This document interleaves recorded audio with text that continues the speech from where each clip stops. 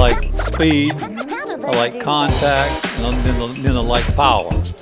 And a lot of times when you see a guy who's got good size and strength, if he can be a contact hitter, he'll have power. It's beyond chemistry. I mean, they feel like brothers to me, and I think they have a super reliable bullpen. They've really got everything you need to be able to make a deep run. And obviously, everybody wants to see him win the whole thing this year, as do I. And I think they will. I think this is really going into it. I feel extremely optimistic. My favorite player. I mean, obviously everybody loves Bryce because he's a stud. But I love Kyle Schwarber, man. I'm Gregg Murphy. I'm Sam Stafford. I'm Todd Zolecki.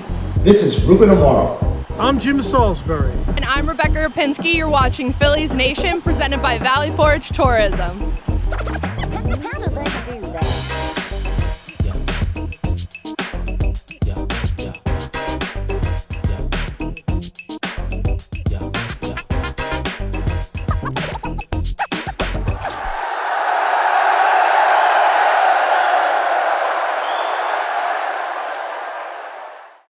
Shibe Vintage Sports, celebrating its 10th anniversary as Philly's premier sports boutique. We've been through the highs and lows, from Chip Kelly and the Process years to Philly Special and Bedlam at the Bank. We've cried and screamed alongside you. Our mission has always been to honor the city's incredible sports history by bringing together creative local artists with you, the fans, to tell these uniquely Philly stories. So stop by and celebrate with us at our flagship location on 13th Street in Center City, or our shops in downtown Wayne and Paoli Pike in Westchester.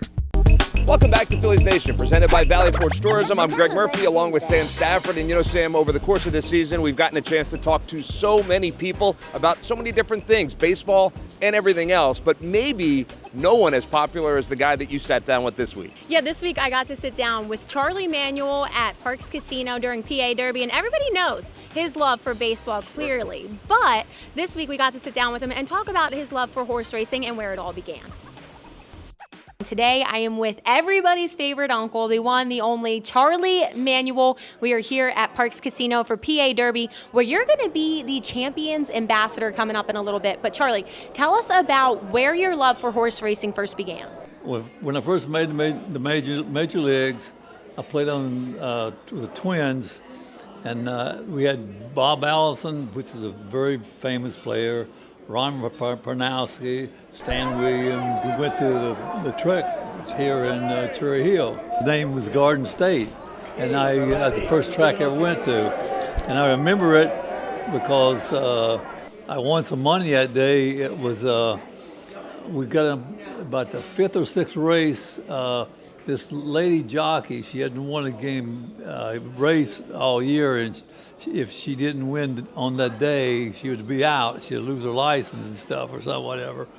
And when I placed a bet on her when I walked up to Windsor, and I think I had like $70, $80 left, and I put it all on this horse, and it won. And I was up hollering and screaming like I won and things like that. And Stan Williams, he was one of the big guys with me, and he had a wad of tickets, and he said, "I heard you when you placed your bet." And he said, "You're lucky in hell." So I bet on a horse too. He won a lot more money than I did, but I won like $700 or something. I thought that was a lot of money to me. And after that, we'd go to Pimlico Park. We'd go to Charleston, West Virginia. We'd go, I forget the name of the track in Boston, but I'd go everywhere we go.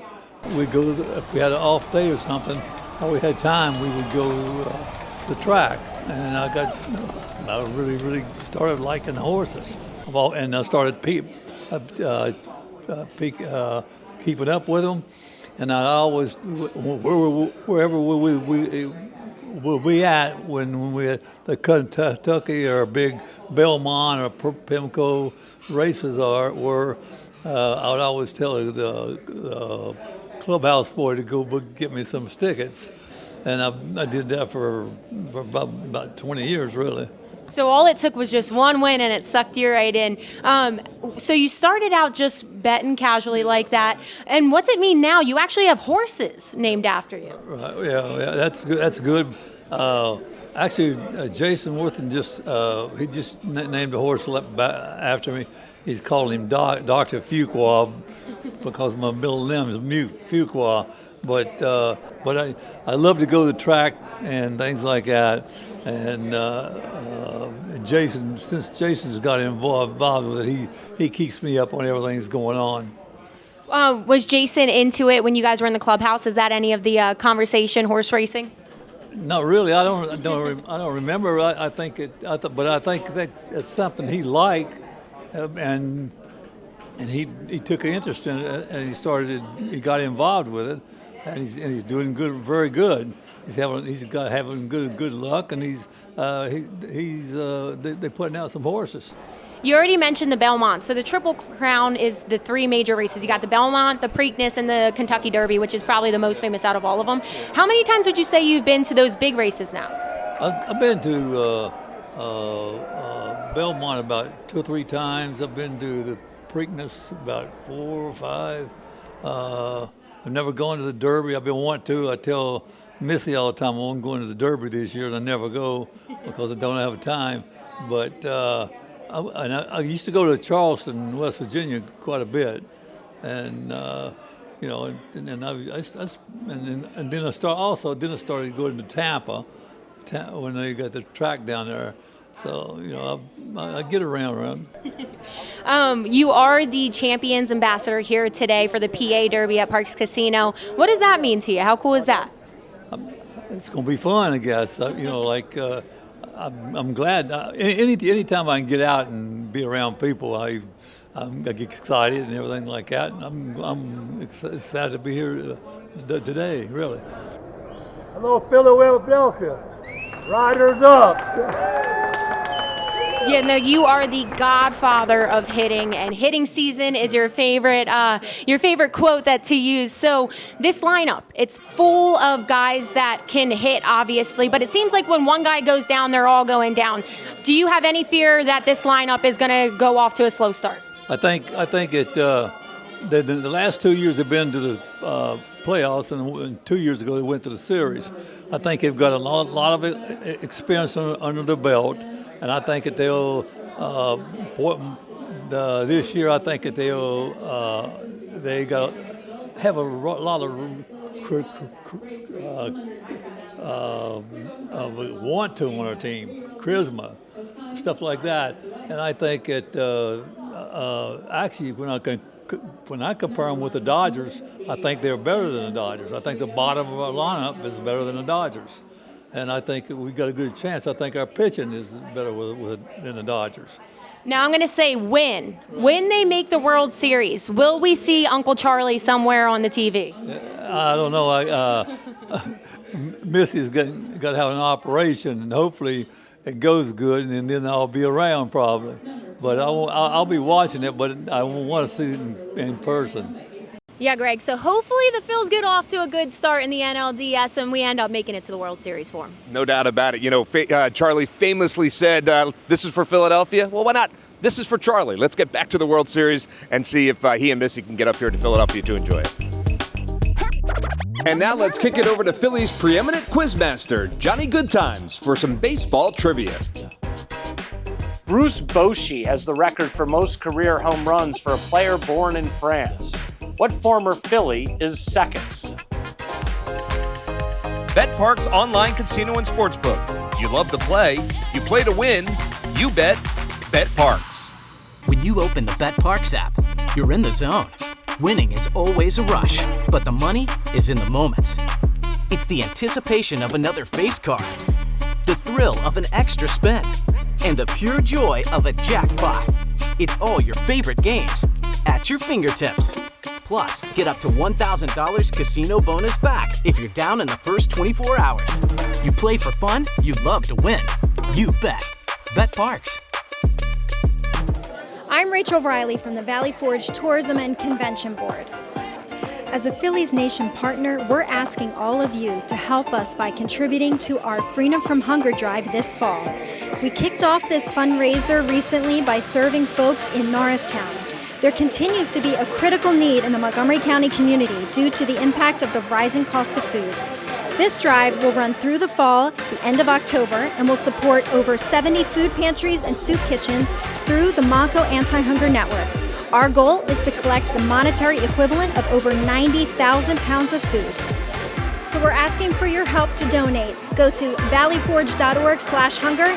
Thank you so much. Bruce Bochy has the record for most career home runs for a player born in France. What former Philly is second? That is the great Steve Jeltz, who hit a grand total of 5 home runs. Welcome back to Phillies Nation, presented by Valley Forge Tourism, along with Sam Stafford. I'm Gregg Murphy. We're here at Citizens Bank Park as the Phillies get set to go on what we hope will be a deep run into the postseason this year. And Sam, I don't have to tell you, it was on that pitcher's mound over there that Brad Lidge helped the Phillies capture their second World Series back in 2008. Yeah, and it's been 16 years. It's hard to believe since that moment, but I got a chance to catch up with Brad and see what he's doing post-baseball. I am here with Brad Lidge. Brad, real quick, tell us how you're connected to horse racing. Well, truthfully, I hadn't been a ton until somewhat recently. Actually, some of the first horse races I've seen were out in Siena in Italy, doing some archaeology work out there in the Palio Corso in Siena. Is an annual event that is extremely exciting out there and a legendary event. And then here now I've been watching Jason Worth and Dornoch and everything else, and so it all seems to be becoming more and more something that I'm interested in. You mentioned Jason Worth, your buddy over there. So what's it like being able to support him? Oh, it's great. I mean, he's somebody that kind of gets after things and doesn't. Sometimes you can overthink things, and he just went right after it. He found a hobby that he liked, and now it's become a passion for him, and it's really cool to see. And I've been following along, and he's kind of starting to make a name for himself, so it's pretty cool. Now, of course, we have to talk about Phillies postseason coming up. You were one of the most iconic parts of a Philly postseason. What do you think for this team that we're going to see this year? Well, I think they're going to do a fantastic job. I'm a big believer in the whole team. I think they have an incredible, it's beyond chemistry. I mean, they feel like brothers to me, and I think they have a super reliable bullpen. They've really got everything you need to be able to make a deep run. And obviously, everybody wants to see them win the whole thing this year, as do I. And I think they will. I think this is really going into it. I feel extremely optimistic. You mentioned the chemistry. How does it remind you of that 2008 team? Well, I think every team's a little bit different, but I just see how tight the players are and how much they care about each other. And that's something you can't really fake, from former players' perspective, it's real, and it's great to see. And we had that too, so hopefully that takes some more of the edge this year. Awesome. Thank you so much, Brad. All right, thank you. Always great to talk to Brad Lidge, and we got a chance to see Jason Worth there as well. So one great pitcher for the Phils, one great hitter. Well, speaking of hitting, I also got to talk to Charlie about what makes a great hitter. Charlie, you're one of the most, if not the most, famous offensive-minded coaches. What are your 3 keys to hitting? I like speed, I like contact, and then I like power. And a lot of times when you see a guy, he's got good size and strength, if he can be a contact hitter, he'll have power. So that's basically what I ruled all through the minor leagues when I managed 10 years. And my players got me into major leagues. If I didn't have the players and the talent, I would have never not got it. But we did good. We were actually better offense. If you go back in the years and look at minor leagues, we had better offense teams than any teams. Now, we were talking earlier, and you said one of the biggest misconceptions is that you can't teach somebody how to hit. Right. So how did you have so much success with that? I think it work, and you know what? There was one guy that played in the major leagues. He's now with San Diego. He's lit. His name is Arias. I want to talk to him because he taught himself how to hit. He hit a lot, I can tell, because his eye coordination and his balance and stuff. But he also, with 2 strikes, he can make a strike zone long, bigger, and he can make contact. And the more I'm a repetition guy, and we used to hit way more than any team in baseball. and we scored the most runs. And that's why I'm talking to you today, because that's our success. Now, Charlie, the proof is in the pudding, so listen to this man if you want to know how to hit. Who would you not let cook team dinner? Who would I not let cook team dinner? Jake Cave. Oof. Who would I not let cook team dinner? Stott. Brandon Marsh. I would like you to know Bryson Stott did say you. That's fine. That's okay. That's fine. I'd probably go with Stott on that one. Yeah. Liam. Who on the 2018 would you have not let cook team dinner? Oh, man. Who would be the most dangerous cook? I don't know. That's a good question. None of us really cook. That was the thing. I mean, none of us cook. So, I mean, every one of us would be bad at cooking.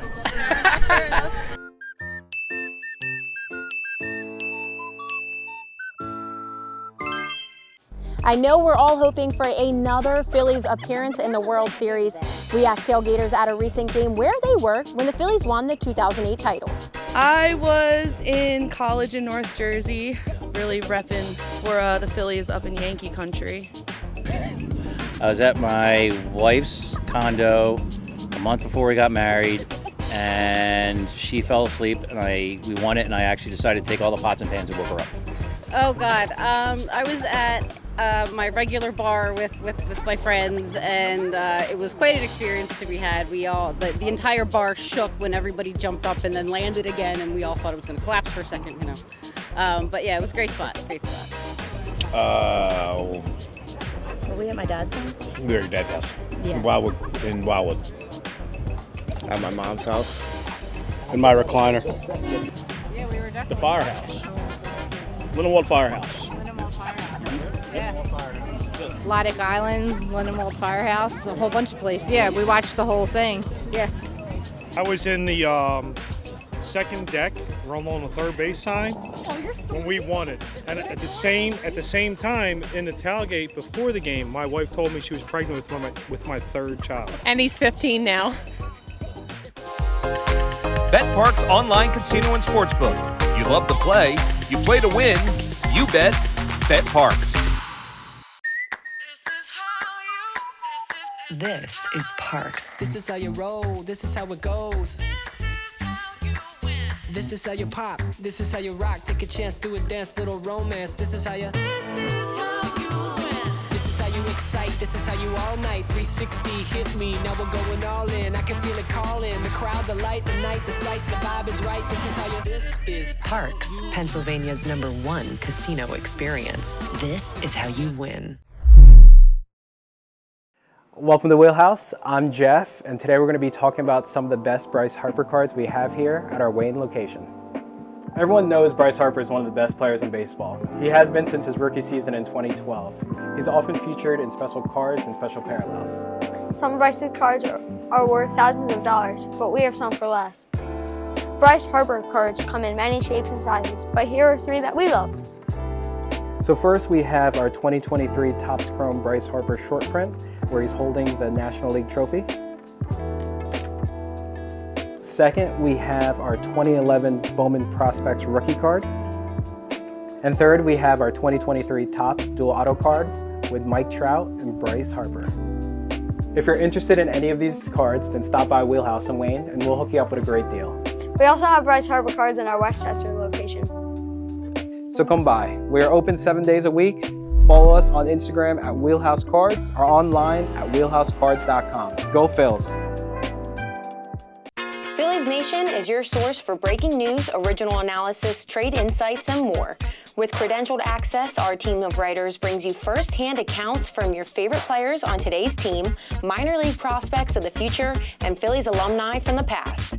Join our community and connect with hundreds of thousands of diehard fans through our social media, road trips, tailgate parties, and charity events. Don't miss a thing. Be sure to visit PhilliesNation.com every single day. From Octavius Cotto to Connie Mack to Edith Houghton, it's always been about more than baseball in Philadelphia. That's why, in the spirit of those pioneers, Shibe Vintage Sports is a proud supporter of the Anderson Monarchs youth baseball program in South Philly. We believe that it's important to honor the past and also invest in the future. You too can support youth baseball in Philly.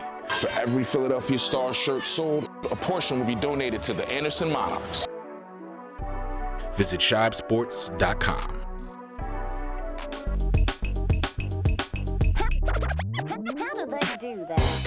Welcome back to Phillies Nation, presented by Valley Forge Tourism.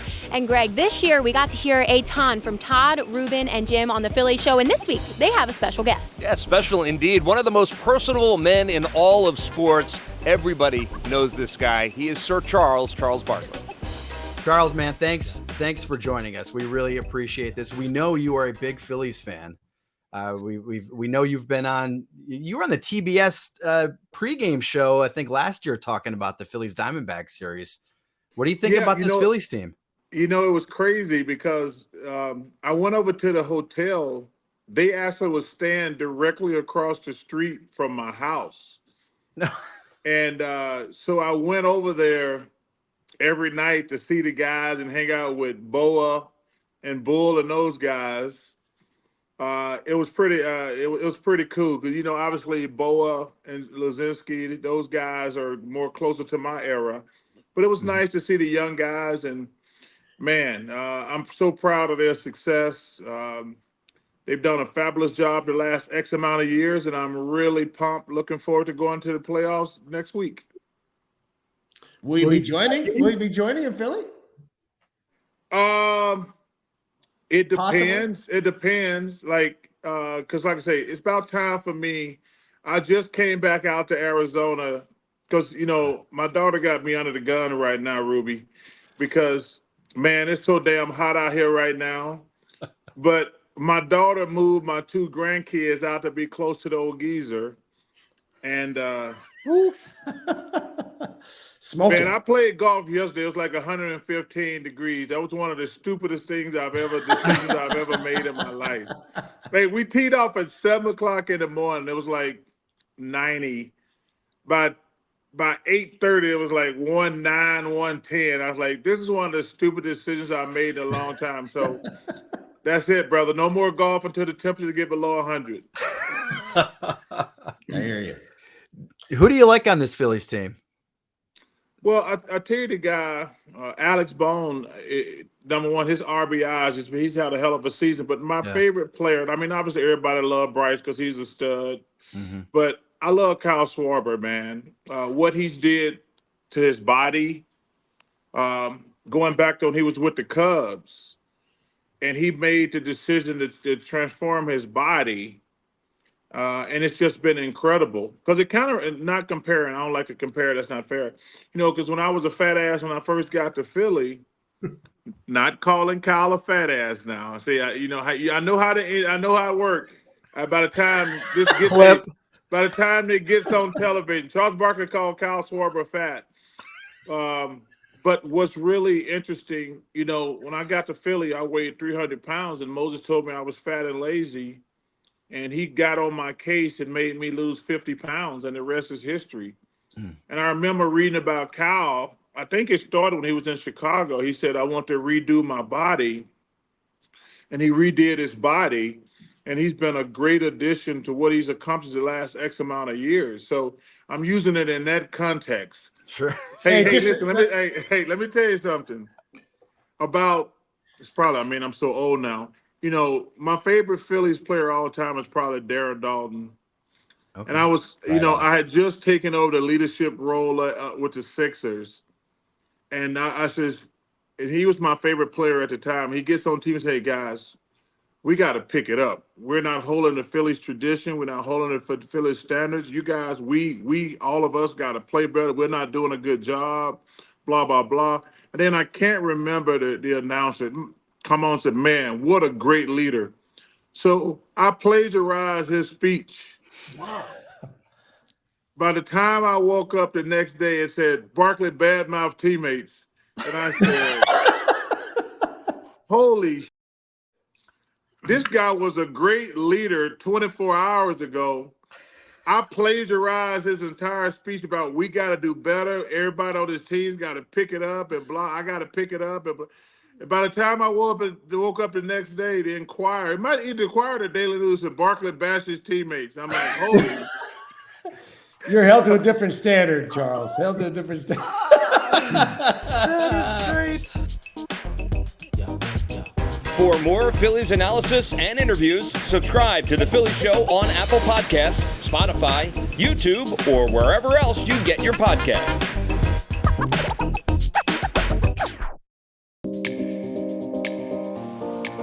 Welcome back to Phillies Nation, presented by Valley Forge Tourism. It is hard to believe, Sam. I think I say this every October, but 162 games in the books, and now that's over. We're looking toward the postseason, but also hard to believe a full season of Phillies Nation is over as well. Yeah, what a great season it's been for us, from Merrill Reese before his Hall of Fame induction, you guys in the broadcast booth. We had some of the players, Aaron Nola, Kyle Schwarber. We had the best friends of the Fanatic, but hopefully for this team, their season's not done anytime soon, Greg. Yeah, hopefully they can keep things going for just a little bit longer. That would be great. As far as you and I are concerned, this is it for us, but hopefully we get an opportunity to do this next year as well. It's great working with you, Sam. For Sam Stafford, I'm Gregg Murphy saying thanks for watching, and hopefully we'll see you next season right here on Phillies Nation.